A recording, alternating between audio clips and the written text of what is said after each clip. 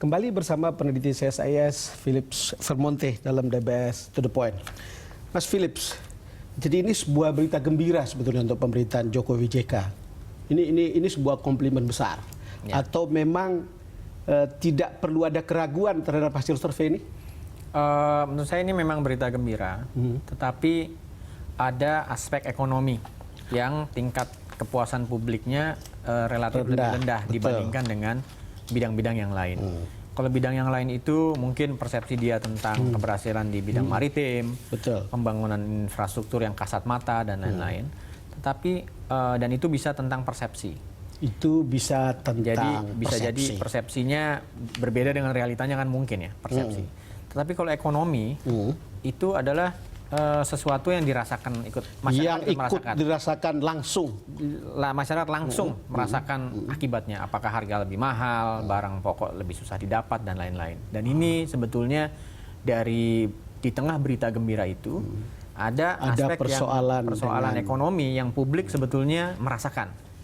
Dan ini yang saya kira harus diselesaikan dan memang PR semua pemerintahan adalah memperbaiki ekonomi. 46,8 itu di bawah 50%. Di bawah 50%. Di bawah 50%. Ekonomi kita memuaskan dan itu menurut saya ini pemerintahan sudah 2 tahun berjalan sehingga itu juga sebetulnya warning juga kepada pemerintahan Pak Jokowi JK karena legitimasi pemerintahan itu umumnya datang dari ekonomi. Sehingga ini juga harus menjadi peringatan.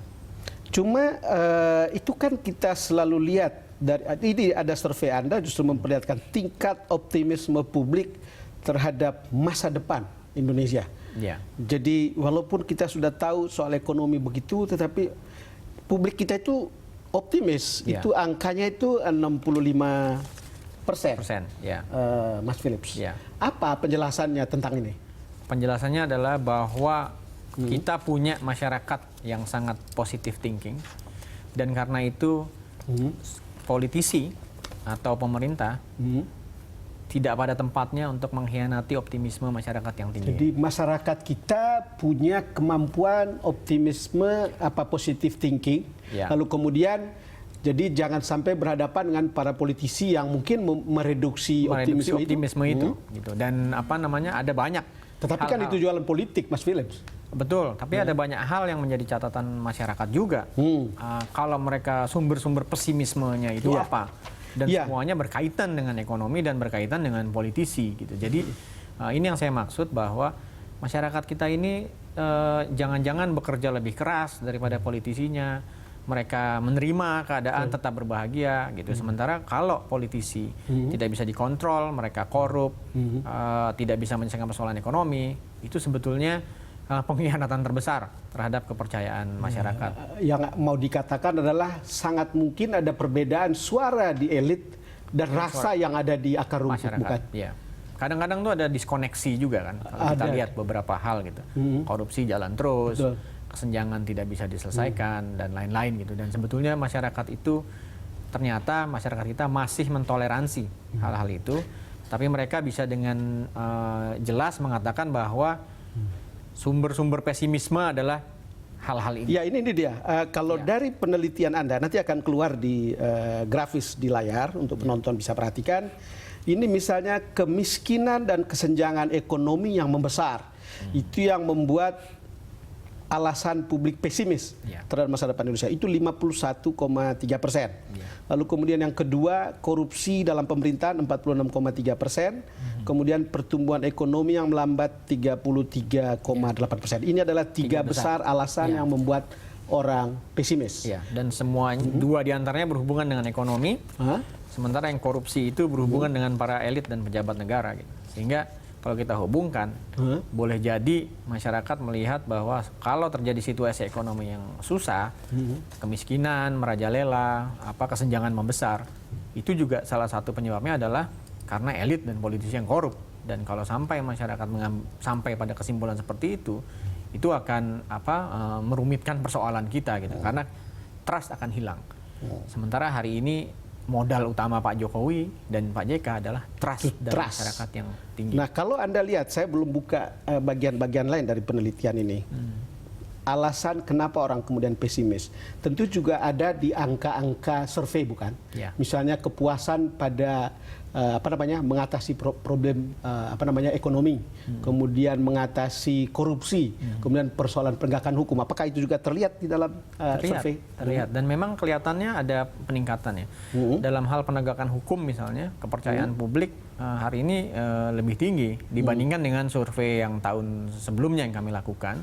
Dan mungkin itu juga terkait dengan, nah ini menariknya, misalnya kasus-kasus sekretaris Mahkamah Agung yang diadili dan lain-lain. Itu semacam entry point bagi masyarakat bahwa pemerintah Pak Jokowi JK ini sudah mulai masuk membereskan persoalan-persoalan terkait dengan pengadilan, kehakiman, padahal dan lain-lain. Itu kan urusan yudikatif, kan? Urusan yudikatif. Gitu. Tetapi general feelingnya adalah bahwa general feelingnya adalah ini pemerintah Pak Jokowi JK memungkinkan itu terjadi gitu. Dan ini yang sebetulnya mungkin ditunggu-tunggu juga masyarakat dari dulu. Nah, Mas Philips, ini menarik untuk saya harus saya tanyakan. Kalau lihat 3 faktor yang kita sebut tadi, kenapa orang kemudian pesimis? Ini kan ada hubungannya dengan perut ya. Yeah. Jadi korupsi membuat orang lain miskin atau susah, kemiskinan yang kesenjangan juga jadi soal, pertumbuhan ekonomi yang melambat. Ini adalah membuat orang pesimis ketimbang misalnya pertumbuhan kelompok radikal ideologis dan agama di dalam dan di luar negeri. Yeah. Kemudian ada banyak agama dan etnis berbeda yang menyebabkan friksi sosial dan perlindungan minoritas kurang terjaga. Jauh sekali, itu hanya mengambil porsi 1,3%. Yeah. Artinya ini soal perut, bukan? Ekonomi adalah panglima. Ekonomi adalah Saya kira bahwa pada akhirnya demokrasi, politik, pemerintahan itu adalah soal mensejahterakan dalam persepsi masyarakat Indonesia. Bahwa pada akhirnya apakah pemerintah ini, siapapun yang berkuasa, bisa membawa perbaikan kesejahteraan dan juga bisa membentuk pemerintahan yang bebas korupsi dan lebih transparan. Saya kira itu prioritas masyarakat Indonesia hari ini. Bahwa ada soal-soal lain yang penting, ya, tetapi kalau masyarakat diminta mengurutkan, dia ternyata bisa mengurutkan. Dia bisa mengurutkan, dan itu urutannya adalah perut dan ekonomi gitu. Tapi menarik karena di dalam survei Anda juga ada cerita atau survei tentang demokrasi. Iya. Kan selalu antara demokrasi dan perut itu kan 2 hal yang kadang-kadang susah untuk bisa berjalan bersamaan. Ya. Demokrasi dulu atau perut dulu. Ya. Mana kalau lihat survei ini sementara sepintas? Disitulah pentingnya pertanyaan tentang kebahagiaan dan optimisme. Oh, kebahagiaan dan optimisme. Jadi kalau demokrasinya memang masih belum berjalan baik, ekonominya belum membaik, tetapi masyarakat merasa hidupnya bahagia dan optimis, itu akan mengurangi kemungkinan masyarakat untuk menyalahkan sistem demokrasi. Ya. Dulu dilema kita kan yang persis tadi Bang Don Bosco bilang, apakah demokrasi dulu atau ekonomi dulu? Seolah-olah kalau ada demokrasi langsung ada kesejahteraan ekonomi, padahal itu 2 hal yang tidak berhubungan.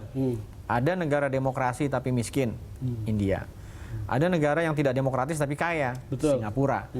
Dalam konteks Indonesia, sistem demokrasi kita sudah in place, ekonomi kita masih terus-menerus berusaha diperbaiki, tapi masyarakat bahagia. Dalam arti dia mungkin itu tidak akan mengurangi dukungan dia terhadap sistem demokrasi. Dia tidak menyalahkan sistem demokrasi ketika misalnya ekonomi belum baik. Dan ini faktor penting untuk mendukung proses konsolidasi demokrasi. Penjelasan yang menarik, Mas Philips. Kita jeda lagi. Pemirsa, kami akan segera kembali.